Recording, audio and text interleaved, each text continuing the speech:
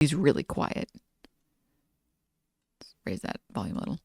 I've been standing in this Staten Island parking lot for 15 minutes and 2 dudes named Sebastian have already tried to sell me painkillers.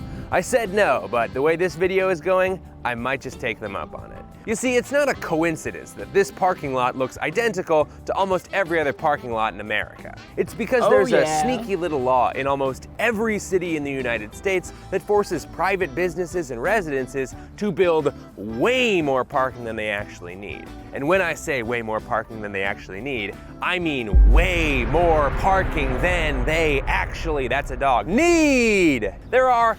Dude, I have to say, I'm a big Not Just Bikes fan, and Not Just Bikes is like, he's probably like my favorite YouTuber right now. But Climate Town, he can write a joke. He can write a good joke. I have a lot of respect for people who can script jokes, because scripting a joke is not easy, okay? Making jokes in like real time is way easier in my opinion.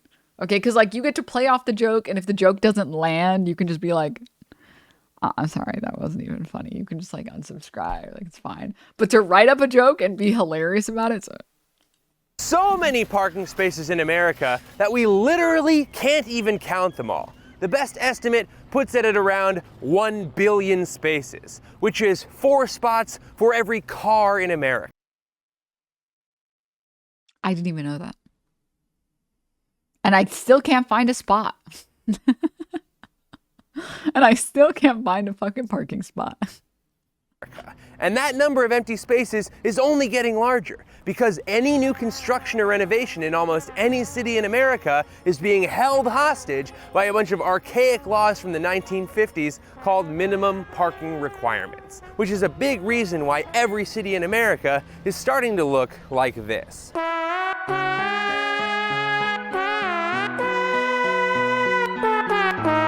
And look, I'm aware you didn't have watch a punishingly long video about parking on your agenda today. But what parking law lacks in excitement, it makes up for in being so blunt force head trauma stupid that once you learn about it, you won't be able to unsee the damage the parked car has done to the land of the free. And you know if I'm doing a video about— Wait, which city is this, chat?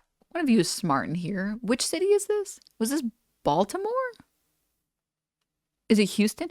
Houston was one of the cities that got like completely paved over, right? Like they destroyed entire like neighborhoods to build ugly ass parking lots like this. Why is Houston so flat? That's just like Texas. Like Texas is just really flat. Y'all don't need shade? Like, bro, look at, can you imagine? Oh my God. I didn't even think about that. The scorching heat in Houston, Texas. And you fucking park and have to walk like 5-10 minutes just to get a crumb of shade. They paved paradise and put up a parking lot. Yep.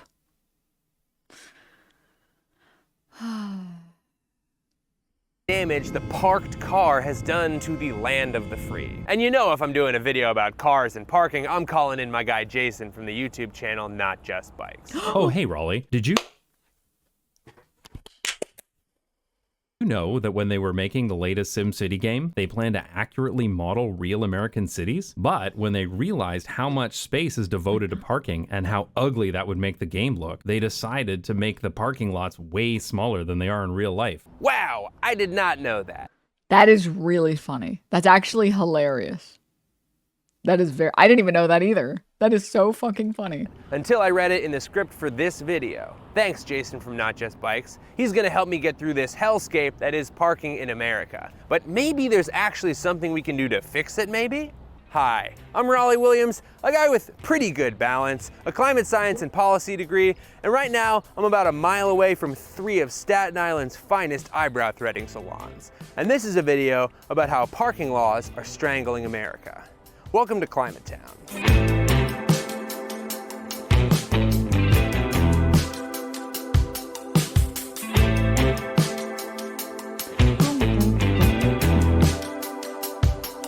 I wonder if City Skylines does that. I don't even think City Skylines puts parking in their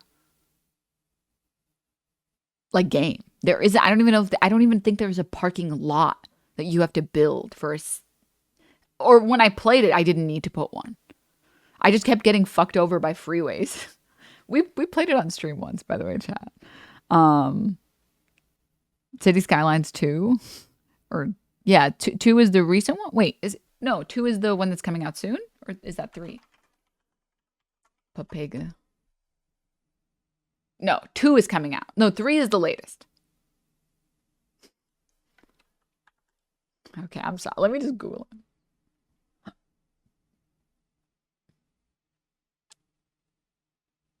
It's 2.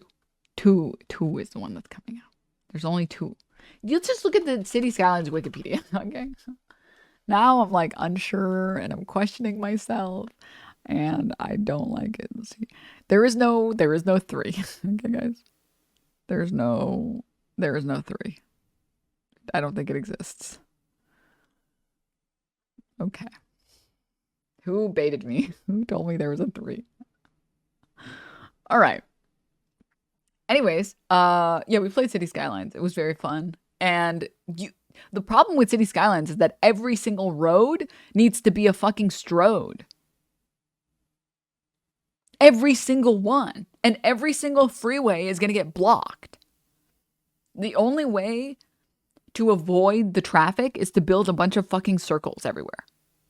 Like, just put roundabouts everywhere. That's it. That's the only way to solve the problem.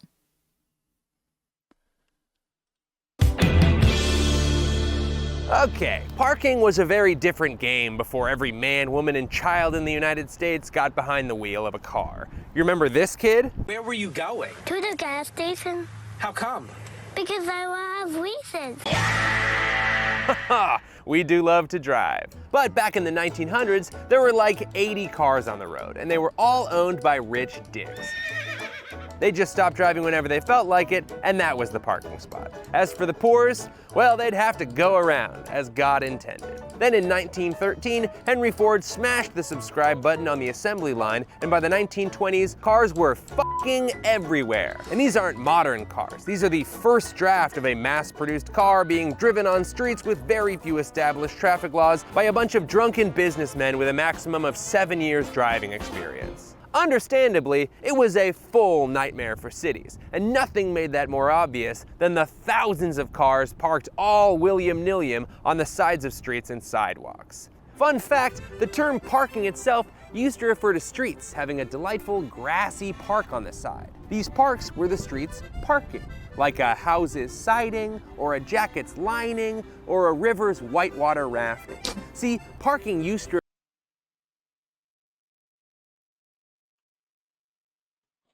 That is true. The only people I've ever heard of that go rafting are white people. That's so true. Like, I'm just stating the facts, okay? I'm just stating the facts.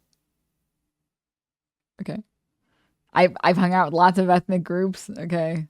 Many exotic people and exotic cultures. And none of them have ever told me, do you want to go rafting, okay? Parking used to refer to grass, and then people park their cars there, and then look at me. I'm the parking now. Now, obviously, having cars piled everywhere was bad for business, and American cities were desperate to find some place to put a never-ending stream of automobiles. So they called in the big daddy William Phelps Eno, the father of traffic safety. He's the guy credited for inventing such traffic classics as stop signs, traffic circles, and even pedestrian islands. So you can thank him when you're standing in the middle of an 8-lane strode, safely protected from high-speed traffic by a small concrete curb. So in the 1920s, Eno was tasked with solving the parking crisis in cities, and he proposed a pretty practical solution: park and rides. See, William Phelps Eno came to the conclusion that devoting the most valuable real estate in the world to the parked car was an absolutely insane thing to do. Why on earth should wealthy car owners be entitled to unlimited free use of taxpayer-subsidized land to store their personal property? A car parked downtown clogs delivery lanes, it congests traffic, it impedes pedestrians, so obviously, no to that. It made way more sense to have designated parking lots on the outskirts of town, and then a robust system of public transportation to ferry people into city centers. Many city planners believe that really good public transportation is the only way to keep our cities from being choked to death by the automobile. Seems like This is the sad reality of every problem in our society. They always know. Just like the COVID vaccine, for example. Every single Fox representative is fucking vaccinated. And they will get on TV and they will fucking say that it's a scam and they're gonna give you AIDS and autism and trans and sterilize you. But they know they're fucking lying. You know? Same thing with the car industry. The car industry knows. The car industry and the gas industry, they know. They know that cars are not the solution. Ah. A pretty great plan. As long as the auto industry doesn't completely take over the American psyche while colluding with the oil industry to have front companies buy up bus and streetcar lines only to shut them down to clear the road for cars so that cars become the only method of transportation.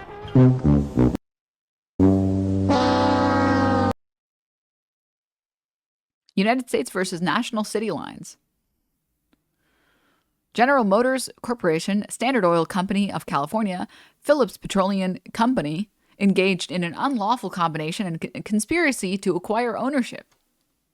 And as all of that did happen, parking went from a regular type bummer to a fucking crisis. In 1947, New York City Police Commissioner Arthur Wallander stated, "The parking of cars on the public thoroughfares constitutes one of the greatest problems facing the city." This was the police commissioner of a city that just had a race riot saying that parking was one of their core problems. Automobiles had America by the balls, and a whole generation of politicians and public officials decided to make parking and cars their whole deal. County, city, and state tax money is matching federal funds to pave the way.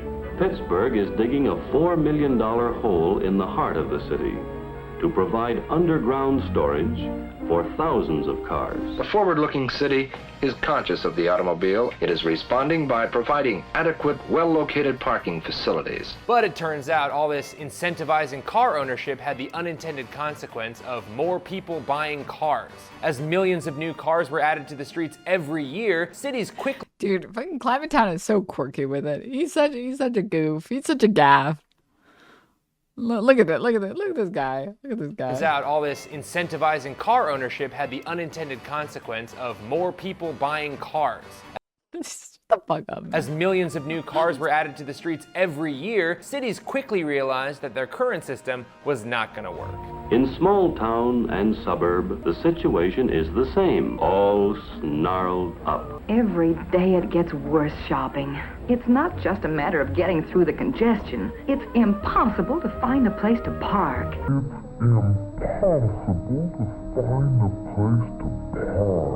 And to quote Michael Caine, in their desperation, they turned to a man they didn't fully understand. Is that pretty close? Yeah, the accent is. I told you to blow the bloody doors off. Yeah. That man was. I am not legally allowed to comment on his British accent because my British accent is terrible.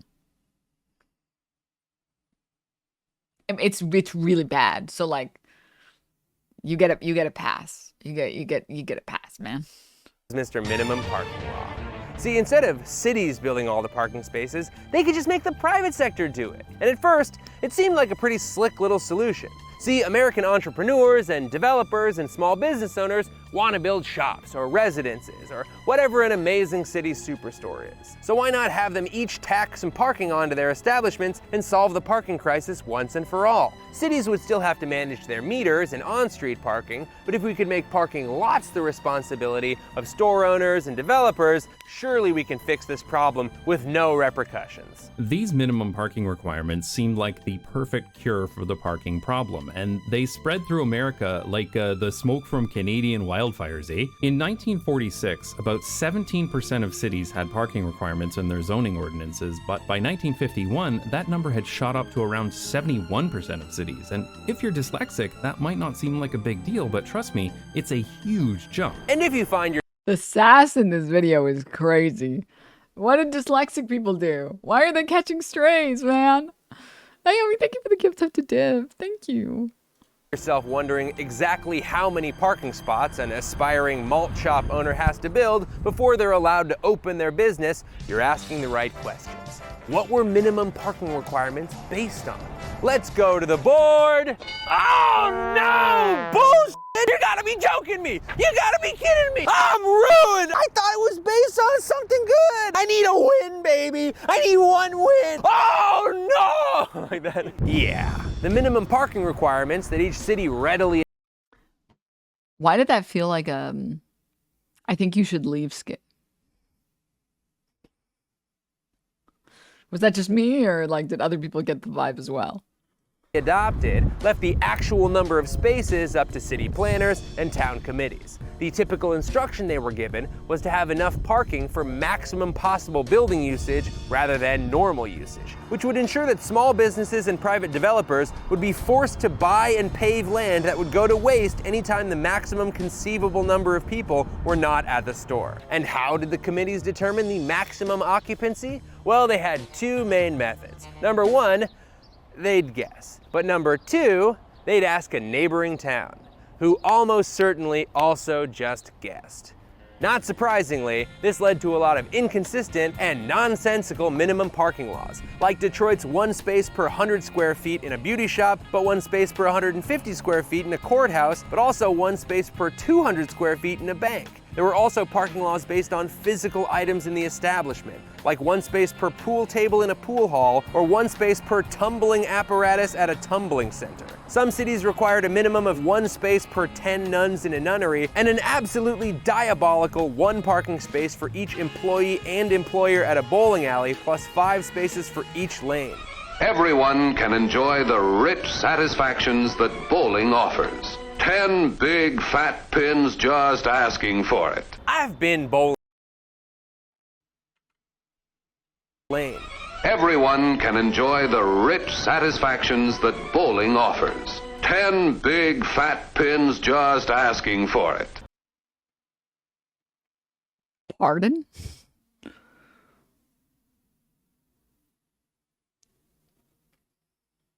I've been bowling with 4 people before.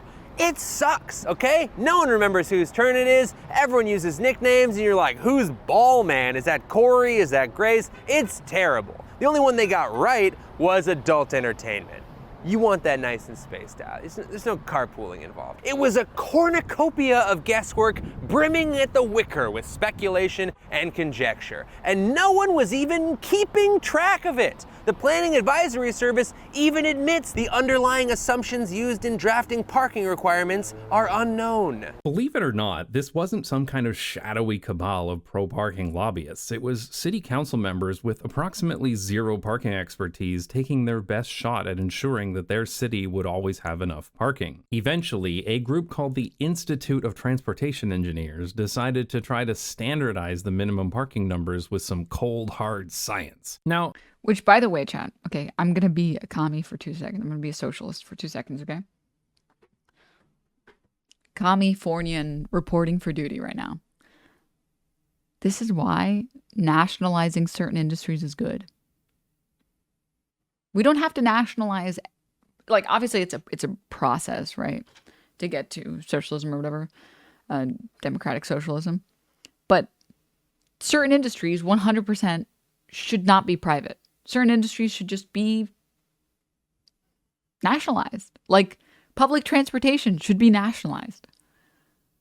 You cannot have good city planning when there is profit incentive, because the goal is not to build a good city. The goal is to build a city that makes as much money as possible for that company, for whichever company has the most power in that exact moment.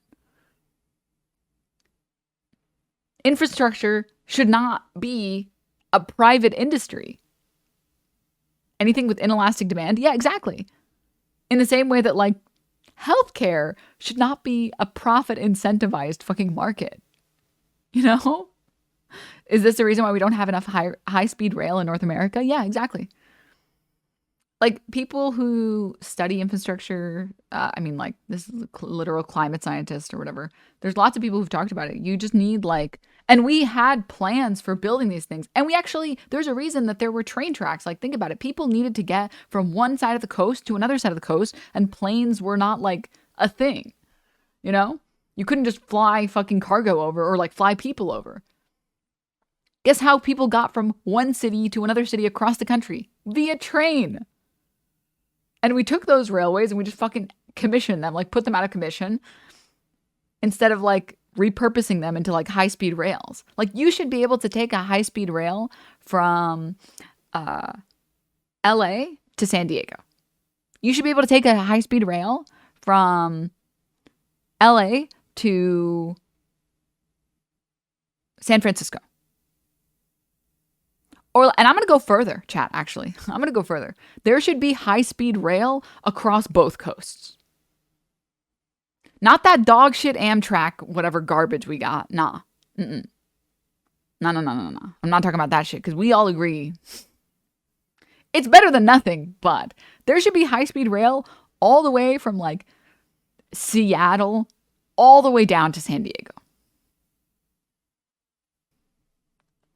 The ITE was no stranger to the car game. They formed in 1930 with a goal of reducing the absolute bonanza of car crashes. Also, yeah, sorry, really quickly. We used to have a railroad system. Just look at old pictures of our cities. They used to be nicer.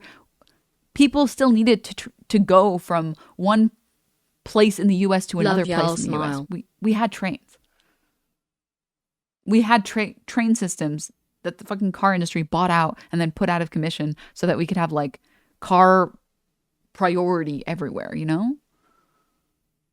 And traffic that the United States was experiencing, and they were ready to bring their engineering and science to the minimum parking game. Unfortunately, the Institute of Transportation Engineers soon discovered that minimum parking requirements were a bunch of bullshit. And you just know I got some fun examples, so let's get right into it. To the edit bay! Now, I did earmark my entire props budget on getting my eyebrows threaded later on, so I couldn't afford an actual copy of ITE's parking generation manual, but they will graciously sell it to city planners for the rock bottom price of $495 for non-members and the screaming deal of $345 for members. And at that price, you'd be an idiot not to buy one. I mean, this thing must have so much good parking science in it. Man, I really want one. Curse these big bushy eyebrows! Luckily, a couple of completely anonymous friends sent me some absolutely gorgeous PDFs of actual graphs from parking generation. So let's take a look. Here are I'm fucking excited. Oh, I love a good graph. Nothing gets me hornier than a good graph. Also, yeah, being against high-speed rail is such an odd hill to die on. It's so weird. It's so weird. It's propaganda. You've just been propagandized too. That's why you think that the US can't do it. Because another common misconception is like, well, these countries had good transit and they just built on the good transit. We're already too car-centric to change. And whenever people say that, I love to show this one image of like how Amsterdam realized they had a huge car problem and they were like, oh, fuck, what do we do? And then they built good rail systems. They built good train system, good public transit, public, like roads or whatever the fuck. And in 40 years, they were able to get cars off the fucking streets. Amsterdam can do it and we can't?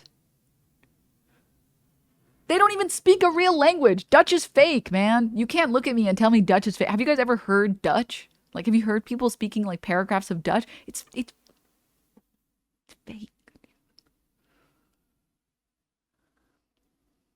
Cake on a W.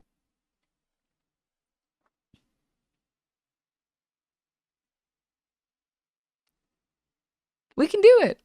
Carlos, thank you for the 3 months. Thank you. W makeover, right? Huge makeover. This is so crowded though. Let's close all this. I have so many tabs open. Close. Okay, back to the graphs. ITE surveyed a series of fast food restaurants, measured the square footage of the restaurants, and found that each 1,000 square feet of restaurant needed exactly 3.55 or 15.92 parking spaces, or somewhere in the middle, or possibly some other number completely. Yeah, here's the graph, here's the trend line, and the R² value is 0.038. And if we go back in time to when you were in math class, you might remember that an R² value of 0.038 means the square footage of the store is about 3.8% responsible for why that particular number of cars is parked there. The remaining 90... Thank you so much, Toro FPS. Thank you for the 2 months. 6% of the responsibility is probably something else entirely. The ITE acknowledges that square footage is a horseshit way to determine parking requirements. I haven't been in this stream long, it's but if I simply had a not a nickel useful for every variable. time Amsterdam's transit changes, mention then I can take the train from France to England. Kick with delayed mobile message again. Don't laugh at me.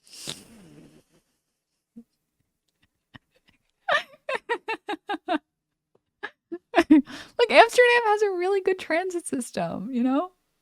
They do. I can respect a good transit system. Like, and it's simple too, chat. Like, it is so intuitive. You build bullet trains from major cities to other major cities. Like a bullet train from LA to San Francisco, for example. And then within those cities, you build good train systems, bike lanes, and remove zoning laws so that suburbs can fucking finally get dissolved. And like buses, and that's it. And then you have a good system. It's that simple. It's so simple. It's just that we're not a country that we just prioritize profit over everything else.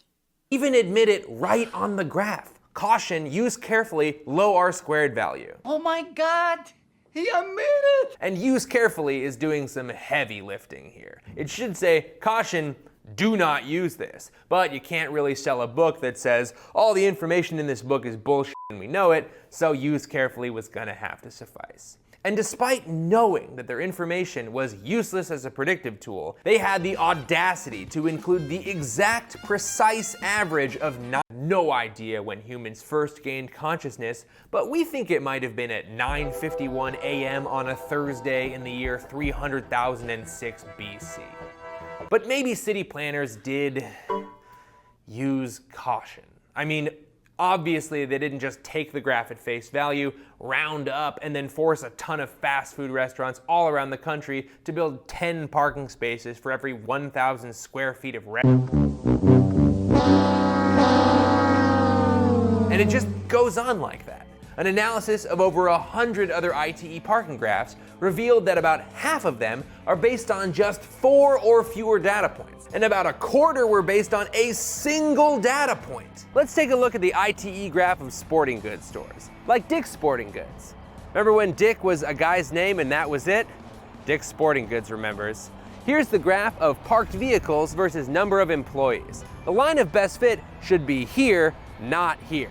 And if we're going by just the information we're given in this graph of number of employees versus parked vehicles, as number of employees goes up, parked vehicles goes down. Which means according to their own data, with enough employees, you'd have a negative number of parked cars. Which means a logical interpretation of this graph is that you could solve parking everywhere forever by having sufficiently overstaffed sporting goods stores in every city in America. And since that's not really something the ITE can sell, they made up this line, which... This is insane, dude. This is crazy. This is pure delusion. Oh my God. Dude, those are Willem de Friend. Those were dark days. Like that whole website just had... Oh yeah, sorry. I'm lost in the sauce on a different site. Oh God.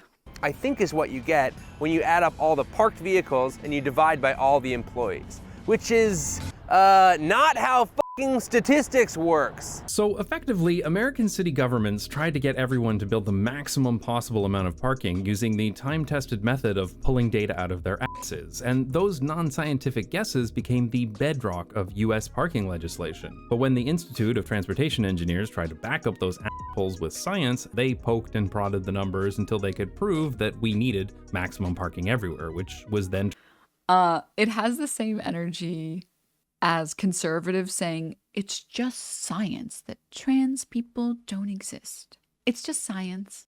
And it's like, wait, you know that like scientists and like people who study like genomes and people who study like gametes and like chromosomes and all that shit, all of them admit that gender, or rather sex, is bimodal. There's going to be a lot of people who are XX and are female, and there's going to be a lot of people who are XY and are male and identify as men.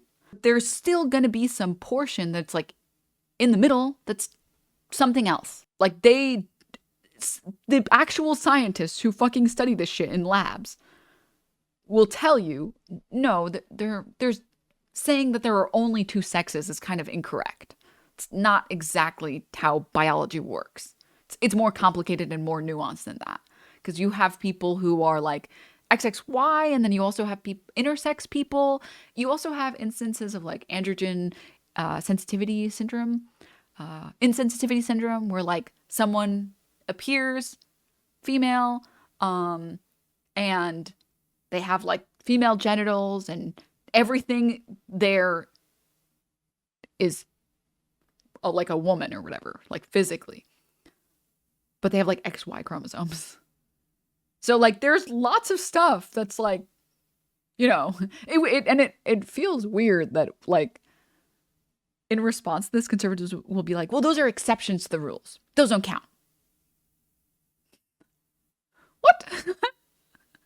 Can you imagine if we did that with everything? Well, blue lobsters don't count because they're barely lobsters. They're blue. It's like, no, they're still lobsters. Like we can't just ignore them and just be like, well, those are outliers. Like, we can recognize that this exists, right? And it's fine and it's okay. Also, I've always laughed about I know I'm like getting super sidetracked, but I'm just very interested in this topic, okay? Because I'm a fucking dweeb. But has anyone here read like Wittgenstein? I've only read a little. But if you have read some Wittgenstein, he's just, oh, it's a great read. It's a great read. Great to read. I highly recommend. Okay. No, not Frankenstein. Wittgenstein is like a philosopher. He talks a lot about like language and how language works, or at least the works that I was reading about was like, what do words mean? And he goes on to basically say that like words, like the TLDR of the book is words mean whatever we think they mean. Like he does like the chair. I think he's like the OG on like the chair analogy of like, well, define a chair. Well, it's something that has like a seat, with like four legs and, you know, like a back or something. Okay, well, is this stool not a chair then? Because it doesn't have a back? Okay, okay, a chair doesn't need to have a back. It just needs to have four legs and something to sit on. Okay, what about a chair that only has three legs? Because there are chairs that only have three legs. Well, okay, it has some number of legs that get propped up, that you can sit on. Okay, so is a horse a chair? Okay, it's a non-living thing. Basically, words mean what we want them to mean. However we colloquially use words is what the words mean. It's that simple. I mean, Wittgenstein is more than just that, to be clear. I'd recommend reading it, but it's a very great work, okay?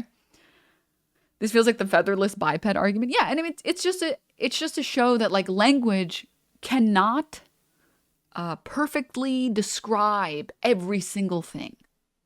And when we say woman, we don't mean someone who has a certain gamete.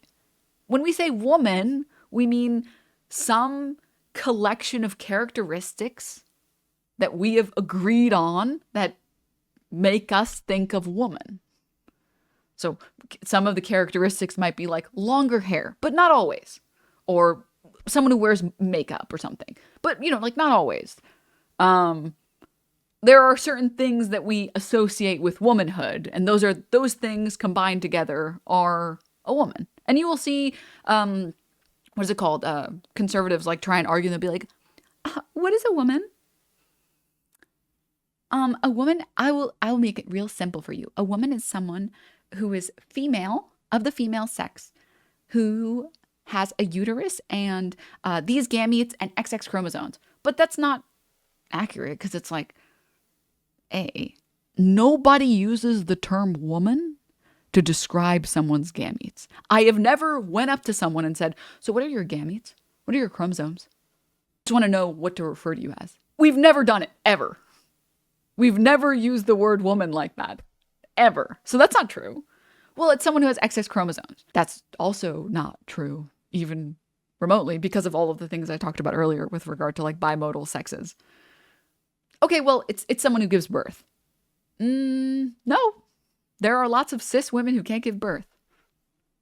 And you can go on and on and on and on. Like, they can try and put this category of woman into like this very specific box, but it's not going to be an accurate box. Like, Wittgenstein would have strangled Matt Walsh. If they were alive in the same period, Wittgenstein would have he would have beat the shit out of him. He would have been like, you are making a mockery of language. You are fucking making a mockery of language. I'm going to fucking put you in the dirt. You sad sack of shit. He would have, you know what I mean? Damn, girl, you got some gametes on you. Damn, shorty. Shorty, where do you get those gametes? I'm trying to, you know, like, nobody does that, you know? Fucking, who the fuck has ever done that? And like in medical spaces, yeah, like we can use the term female or male or whatever in instances where like that is more important, what your like gender at birth is, or your sex at birth rather. That makes sense to me, but like in like conversation in passing, that doesn't matter. You know, literally, it doesn't matter.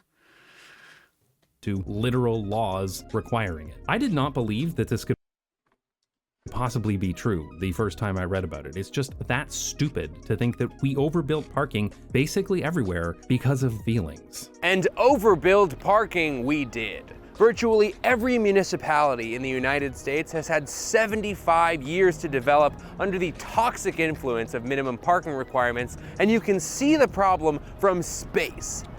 Not space in the classic sense, but high up. The automobile that no one would think of giving up is doing this to our central cities. In Los Angeles, nearly 2/3 of the downtown area is taken up by the automobile. Parking lots, garages, streets, and freeways. And town after town has expanded and sprawled under the metastasizing drumbeat of parking over people. And it's easy to fixate on the parking part of parking space, but the space is the real killer.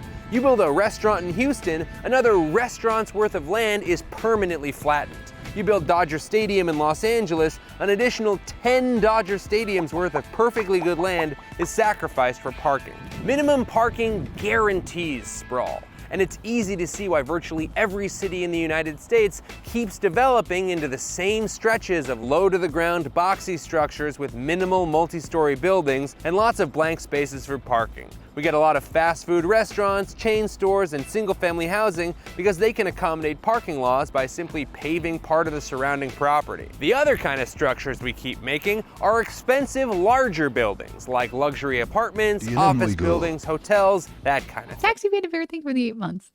The parking requirement is costly.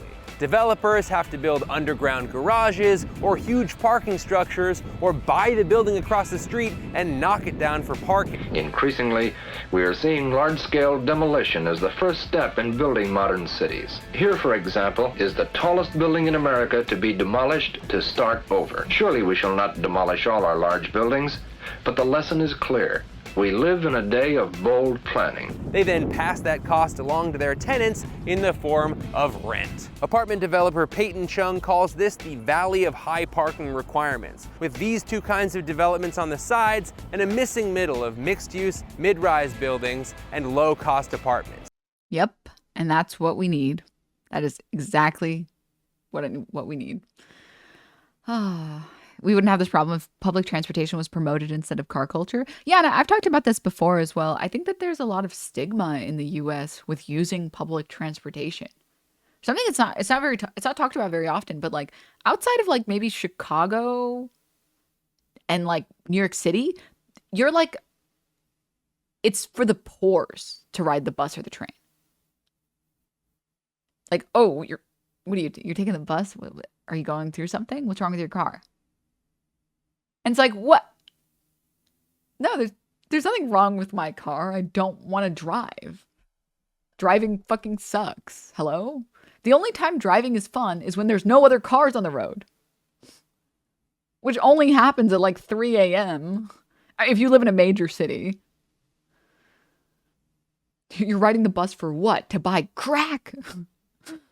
It's a good point. Yeah, no, it's really sad. It's really sad that like not having a car or choosing to not have a car, wanting to ride the bus, it's like people look down on you for that. Because in New York, everybody takes the fucking bus and train.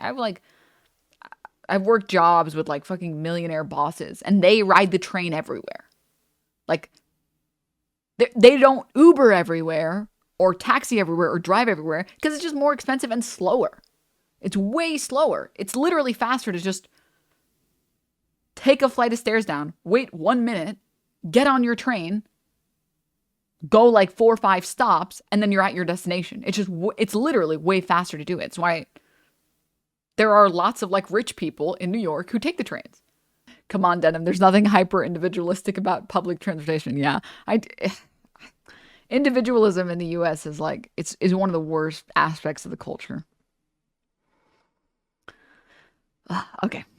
That can't afford to buy sufficient land and build to the parking minimums. And to be crystal clear here, parking is absolutely not free. That's like saying the bathroom is free in your hotel room. It may not be a line item on the bill, but you're paying for it, whether you use the bathroom or just piss off of the balcony. When a store or developer is forced to buy twice the necessary land, that extra cost is just rolled into everything you buy. And the worst part is, if you don't drive, you're still paying for that disgusting sea of asphalt that you need to cross every time you go shopping. Plus, your city needs to extend every road, every pipe, and every wire that extra distance for a bunch of parking spots that stay empty almost all of the time. And that cost is fucking high.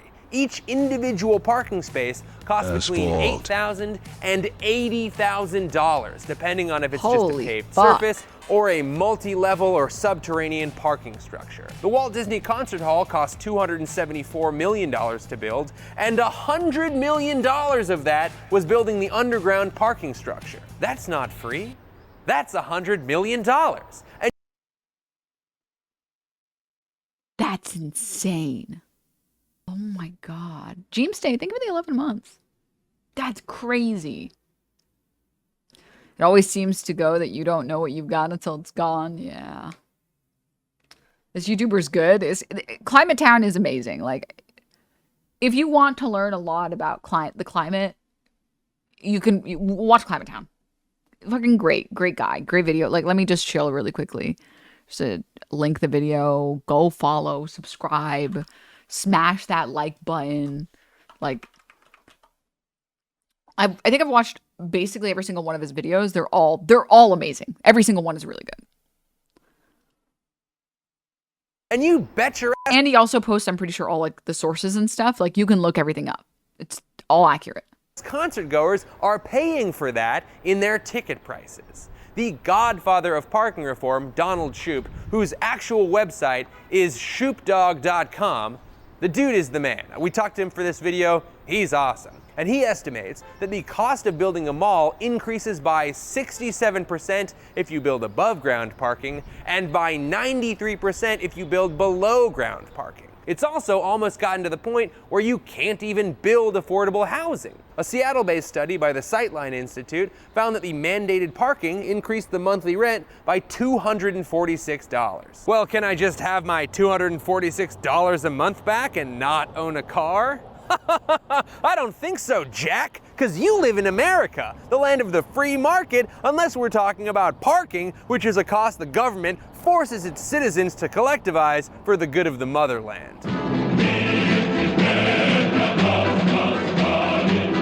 And not to put too fine a point on it, but making parking free is a textbook subsidy to car owners. Every time the government forces a business to build parking, that is the government incentivizing car ownership. And people who don't own cars are getting absolutely fucked every time they have to pay extra for toothbrushes or rent to fulfill a subsidy that they do not benefit from. Ooh, almost died. And since wealthier people are more likely to own cars, this is a subsidy that the poor tends to pay to the rich. It's also a great example. I love when poor people subsidize rich people's lifestyles. It's the best. Don't look at how many subsidies Elon Musk has taken. Don't look at how many PPE loans. Is it PPP? PPL or PPEs? I don't remember. But the loans that were given out during COVID. Oh, it's PPP. Yeah. Don't look at how many loans he got. It's PvP loan. PvP loans for the PvP server. Yeah, he got a fuck ton of money, and he got it all fucking eviscerated too. And guess who paid for it? Us. The fucking schmucks that don't make enough money. Yay. Of big government overreach that continuously reinforces itself. The worst part is that these parking requirements have and are actively preventing downtowns from being successful. Older buildings were grandfathered in, but That's if fucked you up, wanted GTI to chatter. renovate one of these downtown buildings for your avocado toast bar, you'd need to buy the building next to it and bulldoze it in order to meet the off-street parking requirements. This is why downtown in my hometown looks like this. This is insane, right? Like, legitimately insane. Literally bulldozing historic buildings to meet arbitrary parking minimums. And this is still preventing people from opening businesses in traditional walkable downtowns to this day. In the case of a bank in Sandpoint, Idaho, they were required to buy up nearby buildings, evict the tenants, and demolish everything to make enough surface parking spaces to legally operate. In Dallas, Texas, a couple wanted to open a hotel in the ailing downtown area, but fulfilling the parking requirement would have cost them $2 to $3 million. In Fayetteville, Arkansas, a whole gaggle of downtown buildings sat vacant for decades because minimum parking laws made it too expensive for small business owners to move in. Parking laws are a boot, but not like a fun, cute boot that you might wear to the movies. They're a boot on the neck of... Okay, and now we're gonna go full circle really quickly. Fucking Adam Smith himself. Like, this is a common misconception that the origins of capitalism agreed on, like, laissez-faire, no hands-off market. It's bullshit, because the people who thought about this and thought about, like, markets in this way, they recognize that if you give people only profit and that's the only incentivizer, there are going to be some bad consequences. It's usually good, except for when it's not. And this is an instance where people are less free, and there is a less free market because we don't have enough regulation against cars. A truly free market would not deal with, like, the problem of, like, potentially hundreds of stores, or, like, across the US, like tens of thousands or hundreds of thousands of stores sitting vacant because people can't afford to buy up the next building and bulldoze it. That is not a good free market. That's not good, efficient use of, like, it's crazy. It's like it creates a power vacuum with only those with capital win. Yeah. I mean, sounds too much like socialism. What are you, a commie? Also, old buildings being neglected on purpose. When the building collapses, then the city steps in and uses that land to try and make a new business or more luxury apartments. Yeah. Cities and towns that have fallen on hard times and are just trying to revitalize themselves. And they have the effect of driving would-be city dwellers to just say f it and sprawl out to the burbs, where the cost of buying land for parking isn't Why does he look photoshopped? I think it's because he's not casting any shadows anywhere. He straight looks photoshopped into this scene. Is that just me? Do you guys see that too? prohibitively expensive.